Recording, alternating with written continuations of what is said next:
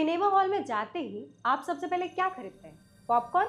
अगर हाँ तो ठहर जाइए, शायद इसे खरीदने से पहले आपको अपनी जेब टटोलनी पड़ जाए और पूछना पड़ जाए कि क्या आपके पॉपकॉर्न में नमक है या नहीं। ऐसा इसलिए क्योंकि पॉपकॉर्न पर जीएसटी का स्वाद बदल।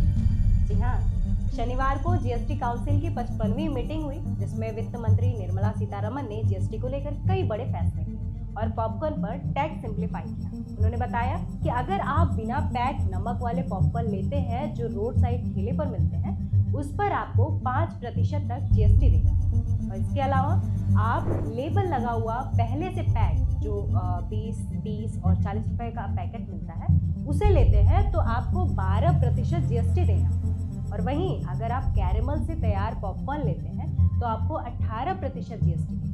यानी चीनी से जो विशेष तरह के पॉपकॉर्न तैयार होते हैं उस पर 18% जीएसटी लगता है। अब ये बात तो वही हो गई ना कि अगर आप कच्चा केला खरीदते हैं तो जीएसटी 5% देंगे और वहीं अगर गलती से पका हुआ केला निकल गया तो आपको जीएसटी 18% देगा। अब इस पर लोगों का अलग अलग कमेंट भी आ रहा है। कई लोग तो कह रहे हैं कि पानी पीने के अलग अलग तरीकों पर भी टैक्स लगा दें, दालों की अलग अलग वैरायटी पर भी टैक्स लगा दें। अब इसके अलावा जीन थेरेपी को टैक्स फ्री कर दिया है।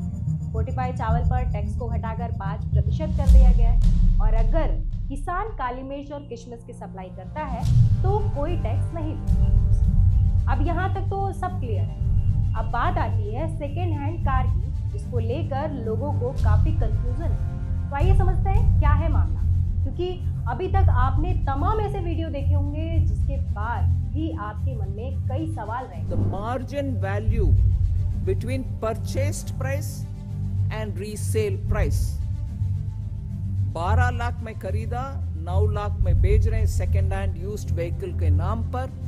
On the margin is only this 18% is being put, as would be for any used car. तो आइए समझते हैं। दरअसल इस रूल का आम लोगों के जीवन पर कोई असर नहीं पड़ेगा।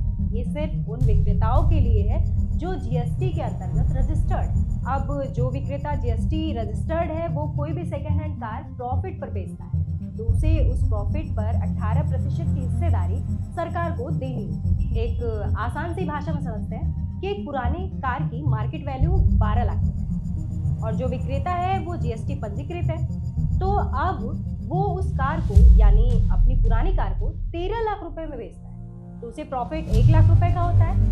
अब उस प्रॉफिट हुए 1 लाख रुपए पे 18% जीएसटी यानी 18,000 भारत सरकार को देना होगा। अब इस पर भी लोगों के अलग अलग ट्वीट आ रहे हैं, अलग अलग कमेंट आ रहे हैं। कुछ लोगों का कहना है कि जीएसटी पर शनि की 7.5 दृष्टि पड़ गई है। आपका इस पर क्या कहना है?